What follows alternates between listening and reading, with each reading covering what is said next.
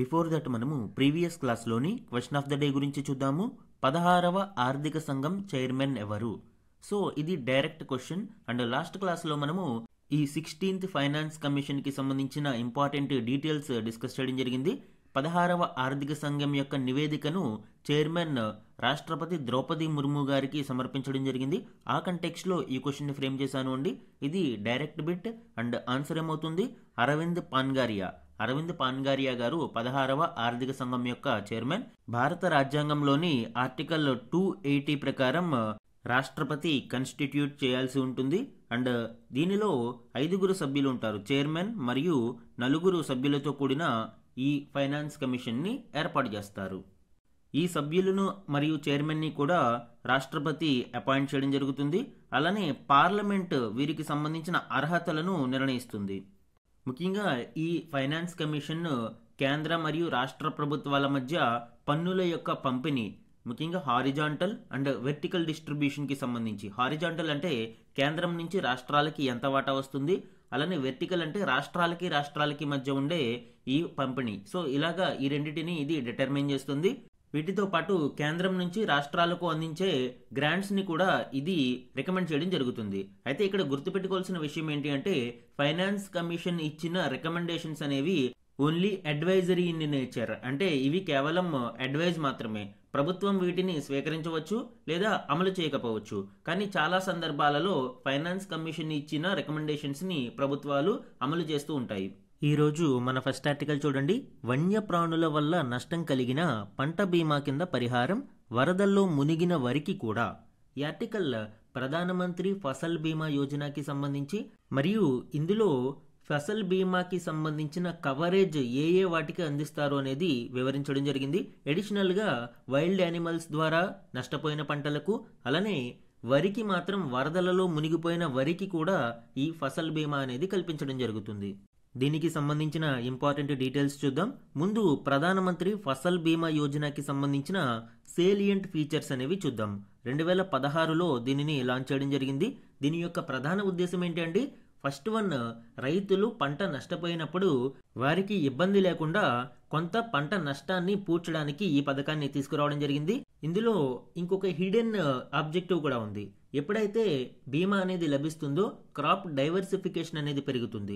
ఎందుకు అంటే, కొంతమంది రైతులు కొన్ని పంటలు వేయడానికి జంకుతారు. కొన్ని పంటలు న్యాచురల్ కెలామిటీస్ వచ్చినప్పుడు చాలా త్వరగా పాడవుతాయి అనే ఉద్దేశంతో ఇలాంటి విషయంలో కొంత జంకుతూ ఉంటారు. కాబట్టి అలాంటి వారిని ప్రోత్సహించడం కోసం, క్రాప్ డైవర్సిఫికేషన్ ఎంకరేజ్ చేయడం కోసం కూడా ఈ ప్రధానమంత్రి ఫసల్ బీమా యోజనని తీసుకువచ్చారు. ఈ స్కీమ్ యొక్క పర్పస్ మనం చూస్తే, comprehensive crop insurance pre sowing to post harvest. అంటే విత్తనాలు వేయక ముందు నుంచి మరియు హార్వెస్టింగ్, పంట మొత్తం చేతికి వచ్చేంత వరకు కూడా, పోస్ట్ హార్వెస్టింగ్ యాక్టివిటీస్ వరకు కూడా ఇది కాంప్రహెన్సివ్ క్రాప్ ఇన్సూరెన్స్ని కలిగి ఉంటుంది. ముఖ్యంగా న్యాచురల్ డిజాస్టర్స్ కావచ్చు, అలానే డిసీజెస్, ఏవైనా పంటలకు తెగుళ్ళు అవి వచ్చి డిసీజులకు వచ్చి పాడైపోయినప్పుడు, అలానే పెస్ట్ అటాక్స్, ఏమైనా క్రిమి కీటకాల వలన పంటలు నష్టపోయినప్పుడు, అదేవిధంగా పోస్ట్ హార్వెస్టింగ్లో లోకల్ రిస్క్స్ కూడా, ముఖ్యంగా హెయిల్ స్టార్మ్స్, ల్యాండ్ స్లైడ్స్ లాంటి వాటిని కూడా ఇందులో కవర్ చేయడం జరిగింది. అలానే టైప్ అండ్ నేచర్ చూస్తే ఇది సెంట్రల్లీ స్పాన్సర్డ్ స్కీమ్ అండి.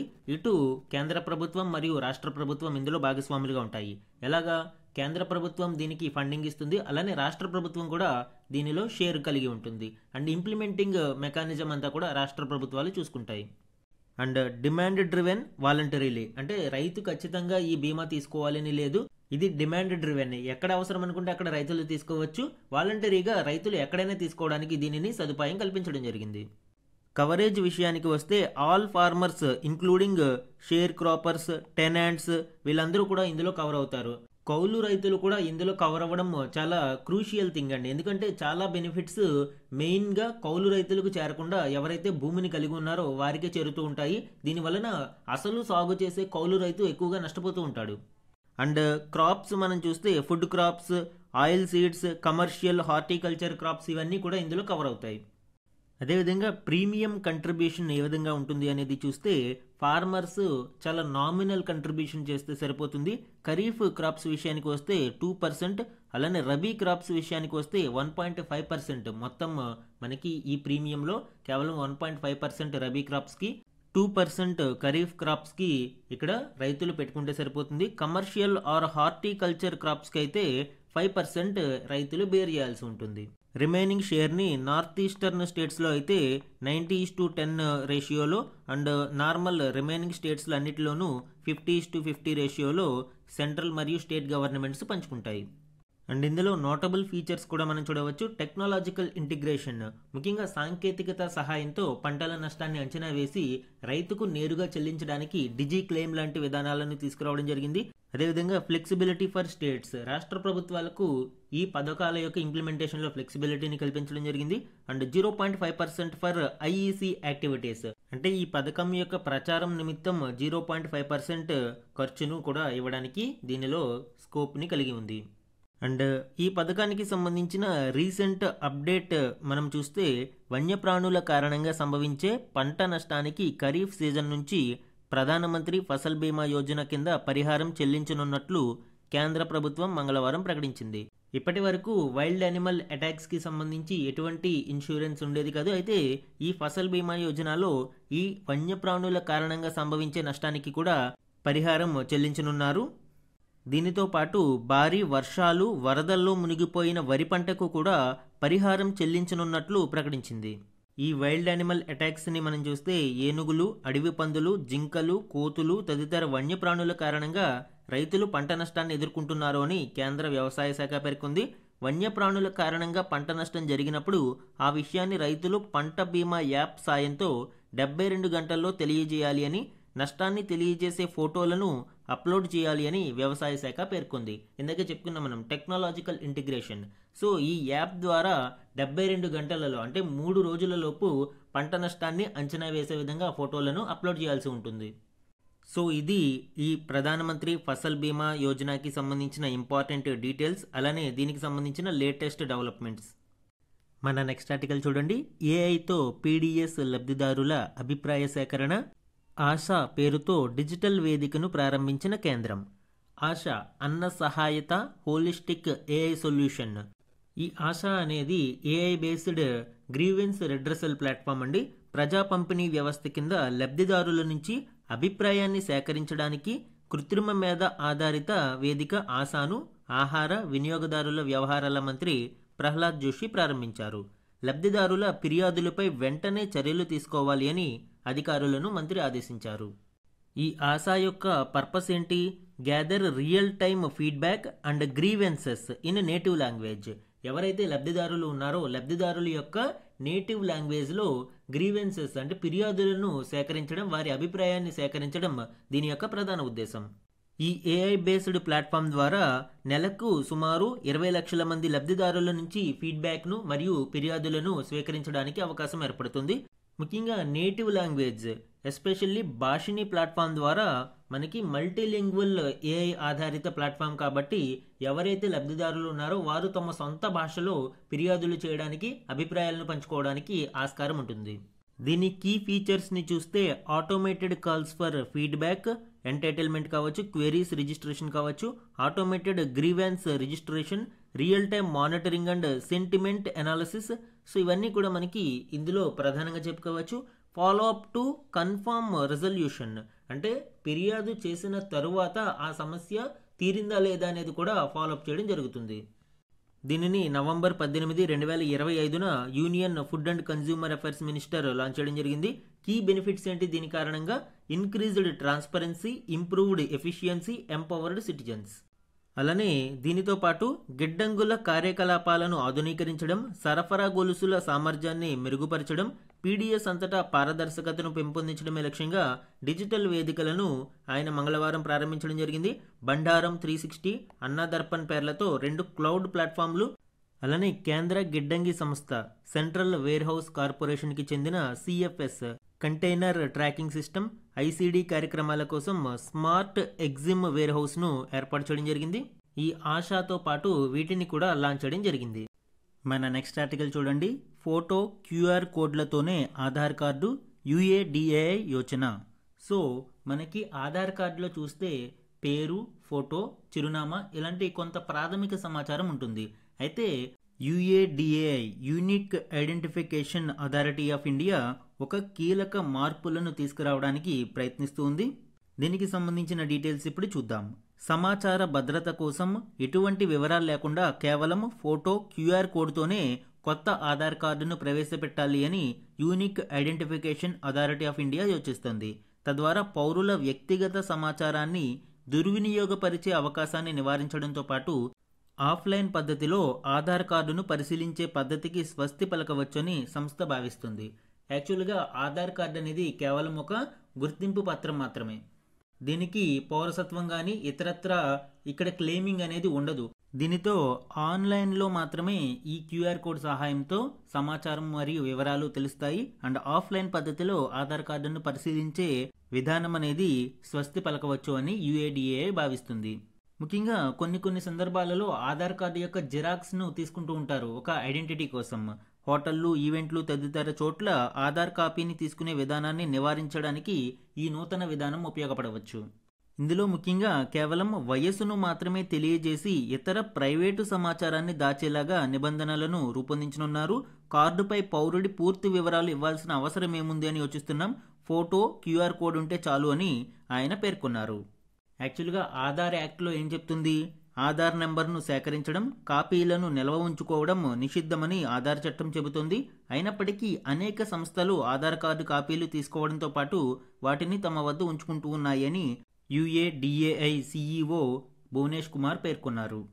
మన నెక్స్ట్ ఆర్టికల్ చూడండి. సౌదీ అరేబియాకు F-35ల అమ్మకం, MBS మహమ్మద్ బిన్ సల్మాన్ పర్యటన వేళ ట్రంప్ కీలక నిర్ణయం. ఈ ఆర్టికల్ సౌదీ అరేబియా మరియు US మధ్య రిలేషన్కి సంబంధించిన ఇంపార్టెంట్ డీటెయిల్స్ని వివరించడం జరిగింది. ఇందులోని కీ పాయింట్స్ ఇప్పుడు చూద్దాం. ప్రముఖ పాత్రికేయుడు జమాల్ ఖషోగి హత్య పూర్వరంగంలో ఏర్పడిన ఉద్రిక్తతల అనంతరం అమెరికా సౌదీ సంబంధాలు మళ్లీ బలపడుతూ ఉన్నాయి. 2018 అక్టోబర్ 2వ తేదీన ప్రముఖ జర్నలిస్ట్ అయిన జమాల్ ఖషోగి ఇస్తాంబుల్ యొక్క సౌదీ కాన్సులేట్లో హత్యకి గురవడం జరిగింది. ఈ హత్యకు మహమ్మద్ బిన్ సల్మాన్, అప్పటి క్రౌన్ ప్రిన్స్ అయిన మహమ్మద్ బిన్ సల్మాన్ ప్రత్యక్షంగా సంబంధం కలిగి ఉన్నారు అని US గవర్నమెంట్ ఆరోపించింది. యాక్చువల్గా ఈ మర్డర్ రిలేటెడ్లో మనము ఇంకొక ఇంపార్టెంట్ పాయింట్ కూడా నేర్చుకోవాలండి. పెగాసస్ అనే స్పైవేర్ని ఇక్కడ ఉపయోగించడం జరిగింది అని అప్పట్లో తీవ్ర చర్చ అనేది జరిగింది. ఇది మనిషి కదలికలను స్పై ట్రాక్ చేస్తూ ఎవరైతే దీనిని అమర్చారో వారికి ఎప్పటికప్పుడు సమాచారాన్ని అందిస్తుంది. ఈ సమాచారం ఆధారంగా సౌదీ ఏజెంట్స్ జమాల్ ఖషోగిని హత్య చేశారు అని ఆరోపణలు అయితే మహమ్మద్ బిన్ సల్మాన్ ఎదుర్కొంటూ వచ్చారు. ఈ నేపథ్యంలోనే అమెరికా మరియు సౌదీ మధ్య కొంత గ్యాప్ అయితే రావడం జరిగింది. ఇప్పుడు ఇరు దేశాల మధ్య సంబంధాలు పునరుద్ధరణకు కొంత కృషి జరుగుతుంది. 2018 తర్వాత Saudi crown prince Mohammed bin Salman మొదటిసారిగా శ్వేత సౌధానికి విచ్చేశారు. ఆయనకు ట్రంప్ అదిరిపోయే ఆతిథ్యం ఇచ్చారు. సౌదీ అరేబియాకు అత్యాధునిక F-35 స్టెల్త్ ఫైటర్ జెట్ల విక్రయాన్ని ఆమోదిస్తున్నట్లు అధ్యక్షుడు డొనాల్డ్ ట్రంప్ స్పష్టం చేశారు. సౌదీ మరియు ఇజ్రాయెల్ సంబంధాలు సాధారణ స్థితికి రావాలి అని కోరుకుంటున్నట్లు ఆయన తెలిపారు. అయితే ఈ డీల్కి సంబంధించి అమెరికా అధికారులు కొంత ఆందోళన వ్యక్తం చేస్తూ ఉన్నారు. ఎందుకంటే చైనా మరియు సౌదీ సంబంధాలు ఇటీవల కాలంలో గణనీయంగా బలపడుతూ వచ్చాయి. ఇప్పుడు సౌదీ ఈ F-35 స్టెల్త్ టెక్నాలజీని దక్కించుకుంటే ఈ టెక్నాలజీ చైనా చేతుల్లోకి వెళ్లిపోయే ప్రమాదం ఉంది అని అమెరికా అధికారులు భావిస్తున్నారు. నెక్స్ట్ వన్ చూడండి. చేజేతుల ప్రాణాలు తీసుకుని. ఈ ఆర్టికల్ ఇటీవల NCRB నివేదిక ప్రకారం ఆత్మహత్యలకు సంబంధించిన కొంత డేటాను ఇక్కడ ఇవ్వడం జరిగింది. ముఖ్యంగా మన దేశంలో 2023లో 1.71 లక్షల మంది ఆత్మహత్యలు చేసుకున్నారు. వారిలో 18 నుంచి 30 ఏళ్ల లోపు వారే ఎక్కువగా ఉన్నారు. 18 ఏళ్ల లోపు వారిలో అబ్బాయిల కంటే అమ్మాయిలే ఎక్కువగా ఈ ఆత్మహత్యలకు పాల్పడుతున్నారు. రకరకాల కారణాలతో యువత చేజేతులా ప్రాణాలు తీసుకుంటూ ఉండడం ఆందోళన కలిగిస్తుంది. 2023లో వయస్సు ఆధారంగా ఆత్మహత్యలకు పాల్పడిన పురుషులు, స్త్రీల సంఖ్యను ఇక్కడ గణాంకాలు పొందుపరిచారు. ఇక్కడ చూడండి. 60 ఏళ్ల పైబడిన వారు పురుషులలో 12,107 మంది చనిపోతే మహిళలలో 3,680 మంది, 45 అంతకు పైన 60 ఏళ్ల లోపు చూస్తే 26,591 మంది పురుషులు, 6,352 మంది మహిళలు చనిపోయారు. 30 అంతకు పైన 45 ఏళ్లలోపు మనం చూస్తే 43,059 మంది పురుషులు, 12,665 మంది మహిళలు చనిపోయారు. 18 దానికి పైన 30 లోపు ఏజ్ గ్రూప్ చూస్తే 38,012 మంది పురుషులు, 18,128 మంది మహిళలు చనిపోయారు. 18 ఏళ్ల లోపు చూస్తే 4,961 మంది పురుషులు, 5,823 మంది స్త్రీలు మరణించారు. ఎన్సీఆర్బీ నివేదిక ప్రకారం కొంత అనాలిసిస్ ని మనం చూస్తే పురుషులలో అత్యధికంగా సూసైడ్ రేట్ అనేది 30 నుంచి 45 ఏజ్ గ్రూప్ లో మనం చూస్తే, మహిళలలో మాత్రం 18 నుంచి 30 ఏళ్ళు ఏజ్ గ్రూప్ లో ఎక్కువగా మనం చూడవచ్చు. అండ్ పురుషులు మరియు మహిళల యొక్క సూసైడ్ రేట్ అనేది చాలా వేరియేషన్ ఉంది అండి. పురుషులలో అత్యధికంగా ఎక్కువ ఆత్మహత్యలకు పాల్పడుతూ ఉన్నారు. కానీ 18 ఏళ్ల లోపు పిల్లలలో మాత్రం బాలుర కంటే బాలికలే ఎక్కువగా ఆత్మహత్యలకు పాల్పడుతూ ఉండడం చూడవచ్చు. ఈ రోజు important one liner current affairs ని చూడండి. అరవింద్ పన్గరియా నేతృత్వంలోని 16వ ఆర్థిక సంఘం 2026-31 మధ్య కాలానికి రాష్ట్రాలకు పంపిణీ చేసే ఆర్థిక వనరులకు సంబంధించిన నివేదికను నవంబర్ 17, 2025 తేదీన రాష్ట్రపతి ద్రౌపది ముర్ముకు అందజేసింది. వచ్చే బడ్జెట్ సమావేశాలలోగా దీనిని కేంద్ర ప్రభుత్వం పార్లమెంట్లో ప్రవేశపెట్టనుంది. అండ్ ఈ కొత్త సిఫార్సులు 2026 ఏప్రిల్ 1 నుంచి అమల్లోకి వస్తాయి. 2023 డిసెంబర్ 31న 16వ ఆర్థిక సంఘాన్ని కేంద్ర ప్రభుత్వం ఏర్పాటు చేసింది. ఆల్రెడీ ఈ 16వ ఆర్థిక సంఘానికి సంబంధించిన డీటెయిల్స్ మనము లాస్ట్ క్లాస్లో డీటెయిల్గా డిస్కస్ చేయడం జరిగింది అండి. నెక్స్ట్ వన్, ఆంధ్రప్రదేశ్కు చెందిన జూనియర్ వెటర్నరీ అధికారిని అనురాధకు జాతీయ స్థాయిలో అత్యున్నత పురస్కారమైన జాతీయ గోపాలరత్న అవార్డు వరించింది. ఆమె నంద్యాల జిల్లా గోస్పాడు మండలం చింతకుంట గ్రామీణ పశువైద్య కేంద్రంలో పనిచేస్తున్నారు. అలానే తెలంగాణ నుంచి కంకణాల కృష్ణారెడ్డి కేంద్ర ప్రభుత్వ జాతీయ గోపాలరత్న పురస్కారానికి ఎంపికయ్యారు. స్వదేశీ పశువులు గేదెల పోషణ విభాగంలో ఉత్తమ పాడి రైతుగా ద్వితీయ బహుమతికి ఎంపిక చేసినట్లు కేంద్ర పశు సంవర్ధక శాఖ నవంబర్ 17న వెల్లడించింది. నెక్స్ట్ వన్, ప్రముఖ బౌద్ధ ఆధ్యాత్మిక గురువు 14వ దలైలామా జీవితంపై హైదరాబాద్కు చెందిన పాత్రికేయుడు అరవింద్ యాదవ్ హిందీలో అనస్వర్ పేరుతో పుస్తకం రచించారు. దీన్ని కేంద్ర మాజీ మంత్రి కరణ్ సింగ్ నవంబర్ 16న ఆవిష్కరించారు. మేబీ ఎగ్జామ్లో అడగొచ్చు, దలైలామా జీవిత చరిత్ర మీద విడుదలైన పుస్తకం యొక్క పేరు ఏంటి అని. సో ఆన్సర్ ఏమవుతుంది, అనస్వర్. నెక్స్ట్ వన్, వచ్చే ఏడాదిలో 2026 అమెరికా నుంచి 2.2 మిలియన్ టన్నుల వంట గ్యాస్ దిగుమతి కోసం భారత ప్రభుత్వ రంగ చమురు మార్కెటింగ్ కంపెనీలు ఒప్పందం కుదుర్చుకున్నాయి. దేశీయ వార్షిక ఎల్పీజీ దిగుమతుల పరిమాణంలో ఇది 10% సమానం. పరిమాణం, కాలపరిమితి, ధరలపై అంగీకార షరతులతో భారత్ అమెరికా మధ్య కుదిరిన మొదటి అధికారిక వాణిజ్య ఒప్పందం ఇదే. సో ఇప్పుడు ఎల్పీజీ ఇంపోర్ట్స్ కోసం భారతదేశం అమెరికా నుంచి సుమారు 2.2 మిలియన్ టన్నుల వంట గ్యాస్ను దిగుమతి చేసుకునుంది. దీనికి సంబంధించిన ఎంఓయూ ఒప్పందం కుదరడం మనం చూడవచ్చు.